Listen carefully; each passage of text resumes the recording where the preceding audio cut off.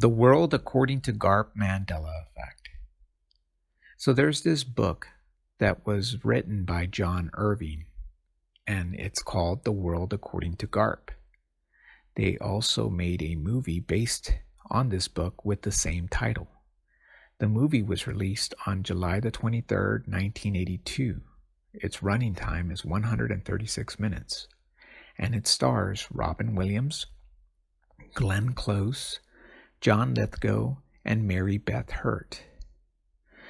Well, I want to show two things that I've noticed that have changed.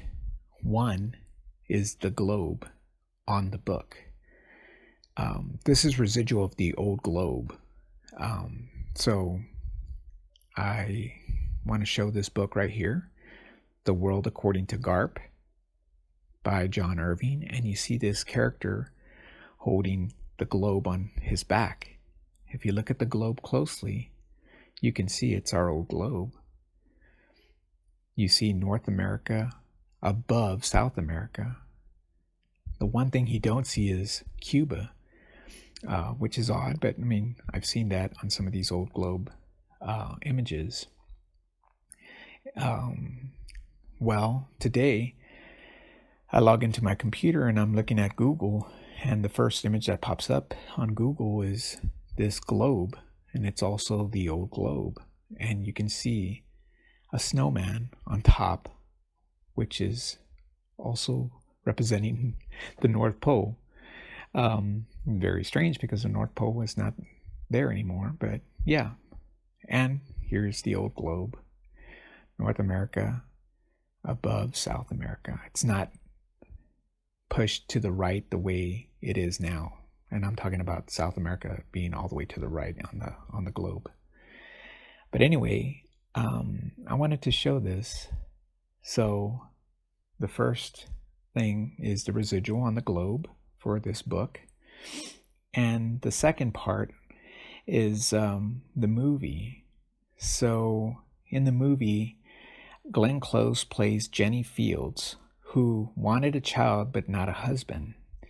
And during World War II, she was a nurse, and she is talking in the movie. She's talking about how she encountered Technical Sergeant Garp, and Garp was the only word that he was able to utter because he had severe brain damage from combat.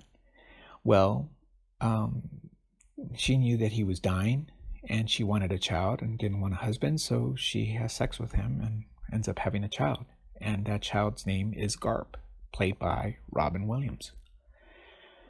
Well, in the movie, there's a scene where Garp and his wife are looking at houses with a real estate agent, and it's a nice house, and they're walking to the back of the house, and all of a sudden, a plane, you hear in the sky having some engine problems, and the plane comes down and it crashes into the house.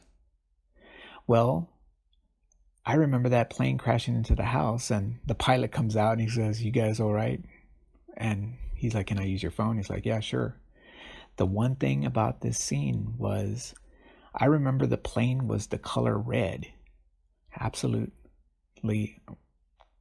I will never forget it. This plane was the color red. Well, now if you look in the movie, the plane is blue with white, and I don't remember that. So I did find the actual posters that they used for the movie, and the plane is red. So yeah, the plane has changed colors. And it also reminds me of the Back to the Future beginning with Marty McFly going to go see the professor at his house, and it's in the very beginning of the movie.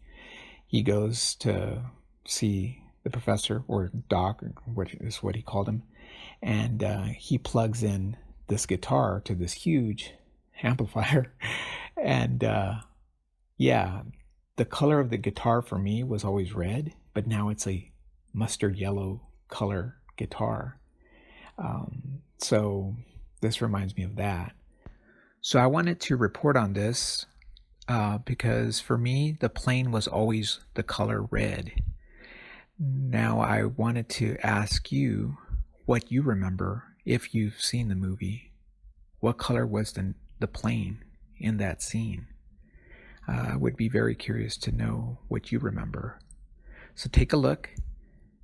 Enjoy.